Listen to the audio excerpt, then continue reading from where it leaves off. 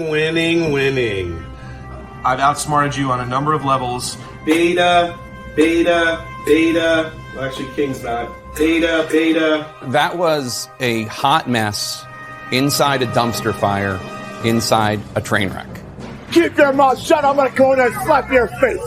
You know, we're going to rise like the Phoenix. And Get in my limousine. Ride on 85. Get in my Learjet. Woo!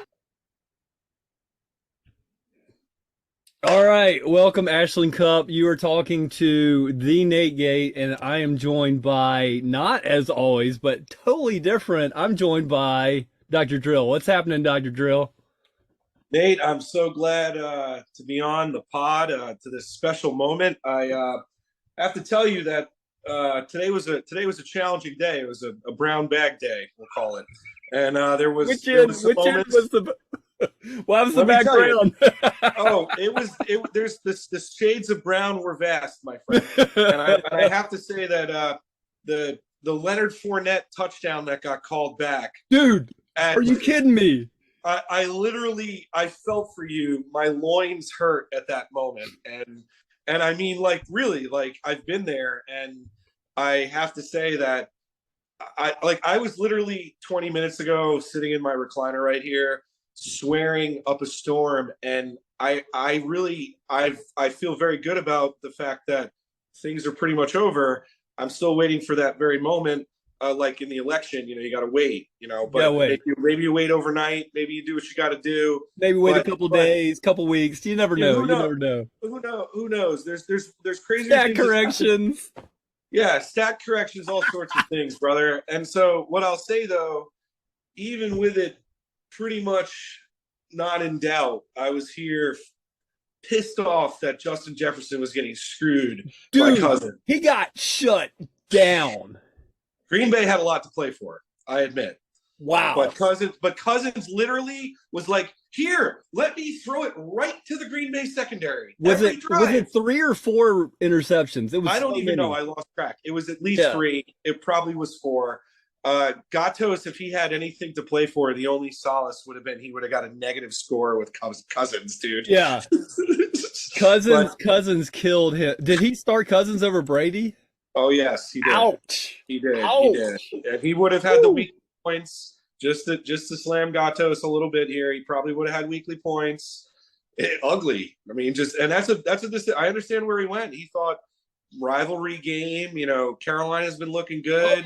Oh yeah. Whatever. So I would have probably done the same thing. Brady's been and then next thing you know, Mike Evans wakes up out of this is the fantasy. This is like literally fantasy. Like this last week is the epitome of fantasy. Well, let's do this because like you're hitting in the pod this year. King has done some analytics and found out that the viewers like us to keep it tight. They don't like these hour-long pods like when I was producer. I'm the producer tonight, but let's take our guests through the highs and lows of today, right? So you already hit one high/low, that Fournette touchdown that got called back. What were some other moments where you were either doing the fist bump or doing the brown bag? What were some other moments? Well, early on when I saw that Jacksonville started blowing out Houston, just running it up the gut, and I realized Zay Jones was headed for another like 2-point day. Yeah, I started picturing 2 here, 4 there, 3 there, and I'm literally like staring at the hot one, who, by the way, we would have been in Greensboro, but she was like vomiting last night. By the way, time out. How is the hot one feeling? Much better. And the rest of your family? Rallied. Everybody's good. Good. I think it was a 24-hour thing, and she actually took a shot with me mid-game because I needed a little like true pick-me-up. Good for her. Glad she's doing good. Yeah, so I leaned over, like, not to keep this short. I leaned over like right after the Zay Jones thing was happening, and I was like, Shannon, we need Patrick Mahomes, the Patrick Price, more than I can even describe to you. And then there's Denver. You told me this on a one-on-one. You're like, dude, they fired their coach. They have a lot to play for. They have a good defense. If you would have started Russell Wilson, this could have been it would have been closer. It would have been really close. Wilson plus Jacksonville Yeah, that would have been. It would have been. That would have gotten me within 16 points, and then if I had started freaking Richie James from the Giants, which I told the first and goal, I was this close to doing. Yep. We'll get to me in a minute. We might even have a separate podcast. I'll let you know about some. Yeah. So really, the gist to end your question, but this is good. So Zay Jones, you realize Zay Jones. The Zay Jones thing. Then Mahomes the hot one. Yeah, Mahomes saved my patootie. Yeah, he had those two nice scores to McKinnon. Not to Kelsey. That's the key. That tight end. The one moment I see the big white tight end scoring, and I'm like, oh my God, there's Kelsey. And then you saw the 4.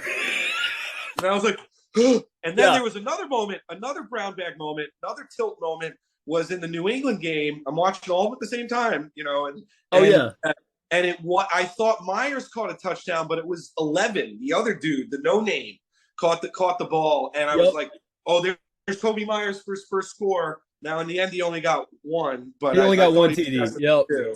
But it really was that. I mean, honestly, it was like a war of attrition. Like it just. I went out, and I think you saw the video with Frank Garcia, the original Panther, and Frank's a patient, longtime friend. And, Frank's coming to the draft next year in Vegas. He's made it clear.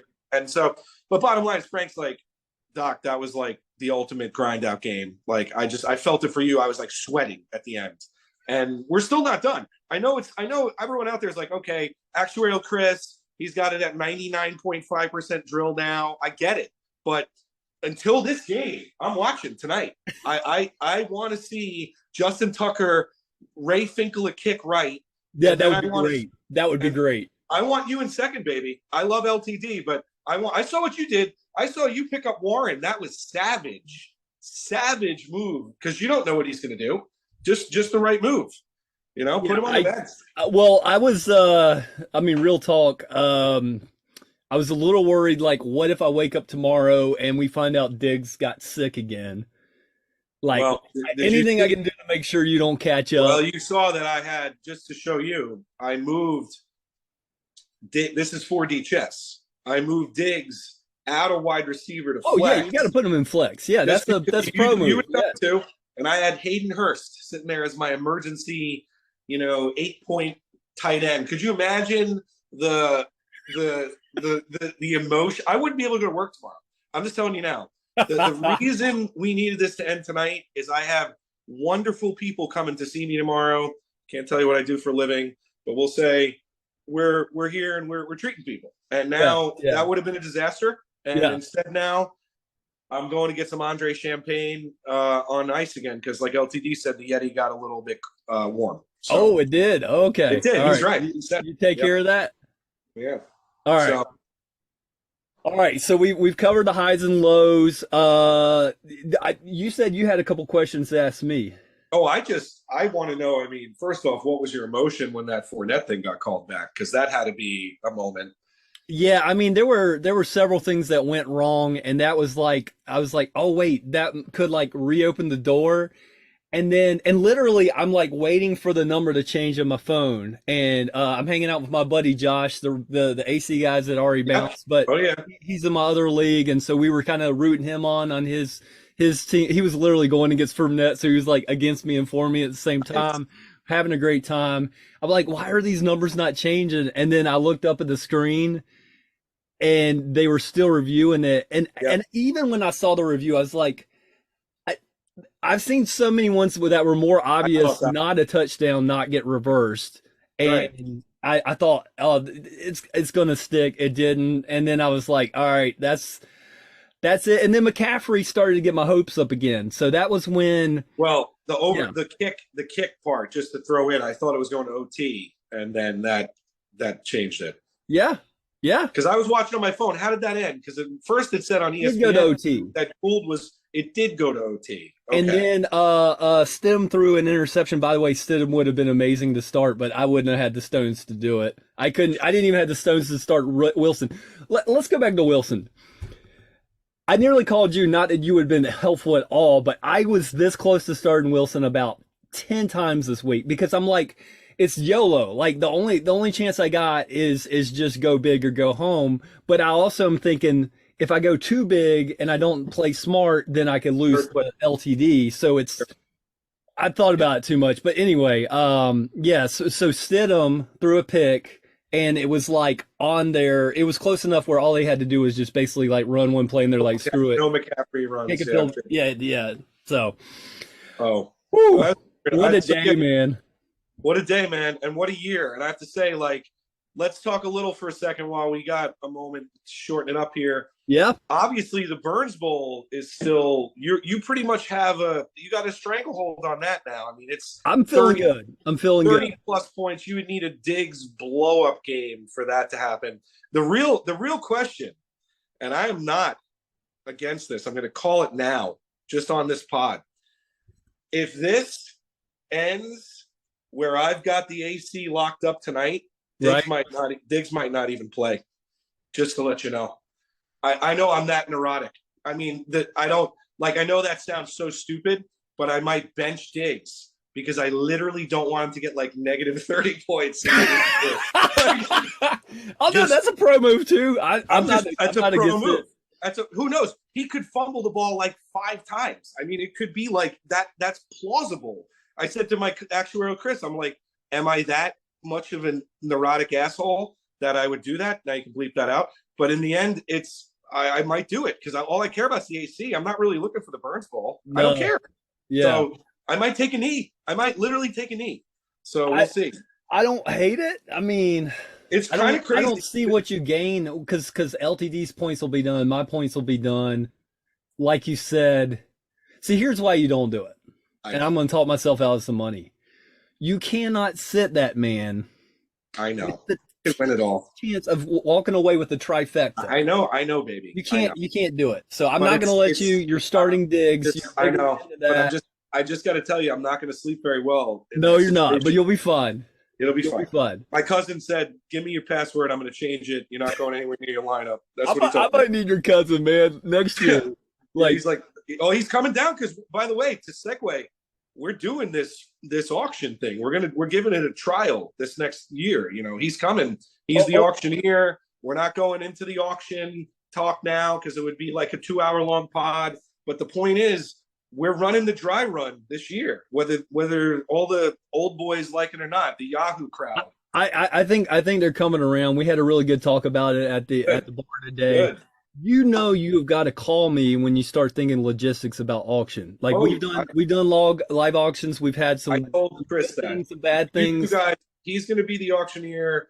You're going to lead that thing. We're perfect now. You don't need my leadership. You need an auctioneer, but I need your advisor. I need detail stuff. Yeah, it changes the game, but it really doesn't. It just opens the door for everybody to go for that first player. Could you imagine the moments where one guy, like let's say Cooper, is out upbidding Huzzah, and then next thing you know, like Gatos jumps in, even though we know he doesn't like to spend money.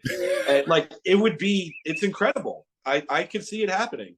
I mean, I might tilt even and get somebody for like $100, and then it would be over.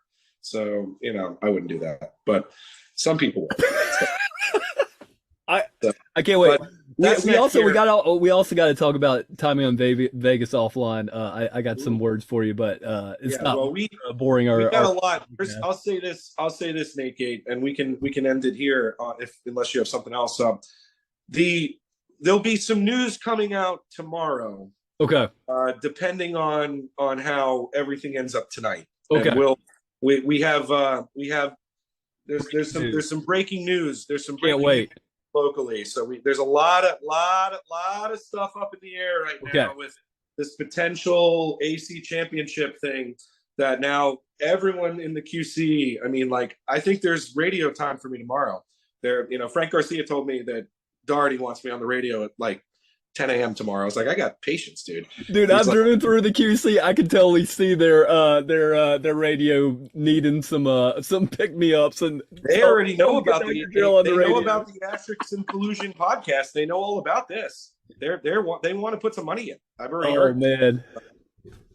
Well, dude, let me just say before we wrap up, I really, genuinely want to congratulate you. I mean, we like the butt heads. I would say some of us may stalk other people's workplaces, but the bottom line is just tell everybody how good it feels to finally, after 20 years, finally to win the Ashland Cup.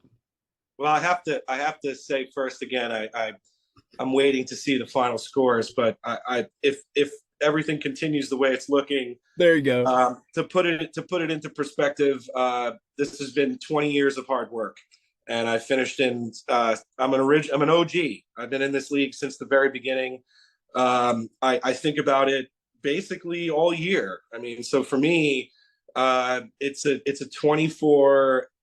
I'll say 24/7 in the sense there might be a random day all year long where I'm like, there it is again. Think about this. What about this guy? So it's a big deal. I finished in second place 6 times, 2 different times under 15 points. I'm not going to choke up, but we'll say that, right now this is tight again.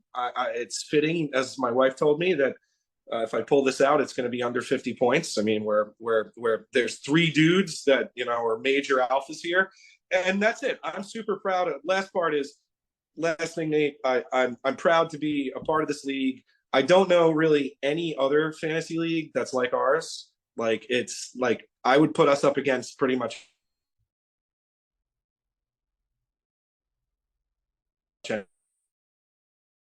I'm gonna go to bed tonight with a big smile, and hopefully tomorrow. Well, we'll see tonight. Yet again, this could be champagne party tonight. So there it is. We'll see. And last thing to say is, this was coming from the hot one. She said, "When's the last time Gatos won a title?" I was like, "Oh, that was a great question, because it's been since he was the commissioner, which means since before you were in the league, which means really he hasn't won one in a long time." Asterisk, asterisk, asterisk. It has been a long time since we've seen Gatos. I've never seen Gatos do anything. So, I appreciate your sentiment, Nate, and I will tell you, I'm proud of you, man. You've been in the league 6 years now? Just 6 years. 6. I mean, you're on fire. So you're a player, and the league is super competitive. That's it. You never know. We don't have any weaklings. I know there's a few people who think that others are weaklings. I'll say, as the AC assistant commissioner, I don't see any weak people. No, I love the Coop Huzzah thing. I love all that. Oh yeah. But we know who brings it. So let's dive into that. We should end the pod, but I'm not going to. This is why I'm not producer anymore. King's way better at this stuff. This is good for later. We can do the whole thing that there's weaklings. It's like Oracle just proved that, because Oracle always gets picked on, and he kicked butt this year. Yep. He lost the guy that would have won the league in Cooper Cup, and he still was fighting. He had a great season. He might even be in the run for points tonight. So there's nobody takes a week off in this league. Nope. No, and you can see it on people's faces at the draft. It's great. Oh yeah. Next year, and on that, it's like, this is a copycat league, and like you said on the pod last week, we're gonna see like 0 RB City. Yeah. And I'll tell you now, you guys out there listening, you want to learn from a soon-to-be AC champion. When everyone zigs, you zag. I was going to say, I'm getting C-Mac next year. Screw you guys. That's it. And I'll just say, Nate Gate, to remind everyone out there, this was my top 5 picks. We had Jefferson, Diggs, Breece Hall, okay, Mahomes, and then George Brittle, who I traded, bad management. But just imagine if I would have not tilted and stayed with just him. Dude. Yeah. Because they went off today, man. Oh, he is a stud. All of a sudden, he's the next Kelsey. I mean, like, literally, I wouldn't blame somebody. I'm not taking a tight end next year. You had the perfect scenario where you drafted, but even that, man, Kelsey next year, he's 36. I just don't know if that's going to be worth the coin. Yeah, so. I don't know. He apparently, unlike QBs, is you just keep going to the well, and sooner or later you're going to pull up some muddy water. But until then, it's a sweet ride. So we'll see. Well, great stuff, man. Well, yeah. I'm all right. glad we did this. Congratulations. Well, I'm sure we'll see a video from you tonight. But this is fun. I'll throw this out on the on something. Yeah, It'll end up out there. We'll get it out there, man. My assistant Brandy's waiting to see this. I haven't texted her. She's freaking out. So. Okay. It might be on the other one. All right. And since this is the podcast, just remember we're right and you're wrong.